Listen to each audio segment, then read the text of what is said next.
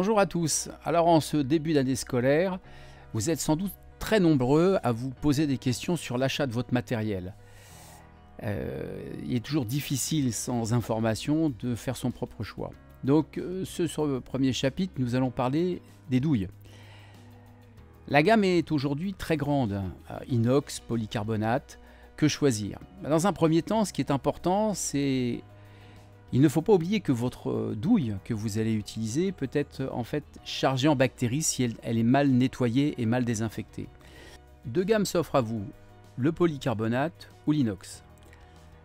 Alors, pourquoi le polycarbonate? N'oublions pas qu'il y a encore peu de temps, on pouvait trouver dans les laboratoires des douilles en fer blanc. La difficulté avec le fer blanc, c'est que c'est son entretien. Si elle est stockée à l'humidité, elle rouille. L'inox étant encore trop cher, le polycarbonate est arrivé tranquillement pour prendre ce marché. Alors quels sont les points forts et les points faibles des douilles en polycarbonate? Alors le point fort, c'est le prix, parce que c'est très bon marché. En revanche, son point faible, c'est que avec le temps, les bords s'arrondissent. Le tranchant de la douille n'est plus aussi efficace que ça. Et parfois, sa forme trop ronde n'est pas suffisamment ergonomique pour gérer son geste. La douille inox, elles ont beaucoup progressé. Elles n'ont plus de plis de soudure. Elles sont réalisées aujourd'hui d'un seul bloc. En revanche, la qualité des inox est étendue, ce qui fait souvent la différence de qualité. Mais aussi, leur forme. Elle est avec ou sans bourrelet. Le bourrelet permet à la douille de rester bien en place dans votre poche. Même si votre appareil est un petit peu ferme, parfois vous voyez que des douilles arrivent à être expulsées. Le bourrelet permet à la douille de rester en place. Après, vous avez les douilles lisses et cannelées.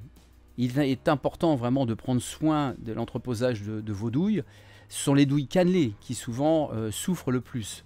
En laboratoire, le stockage peut se faire en chambre froide après le lavage et la désinfection afin d'éviter le développement bactériologique.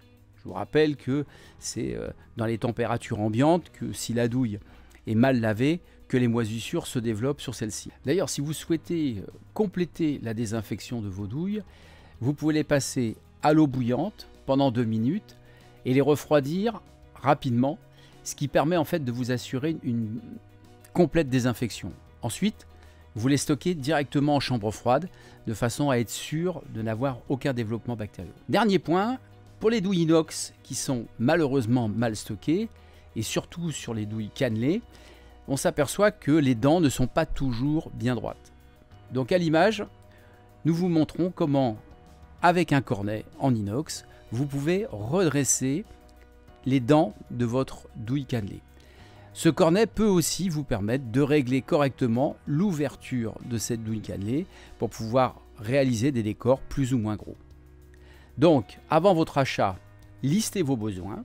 N'oubliez pas que le plus important dans votre matériel, c'est d'avoir un matériel de qualité afin de le garder le plus longtemps possible. L'achat bon marché, au départ, n'est pas forcément le meilleur. Alors, à très vite sur Savoir Sucré.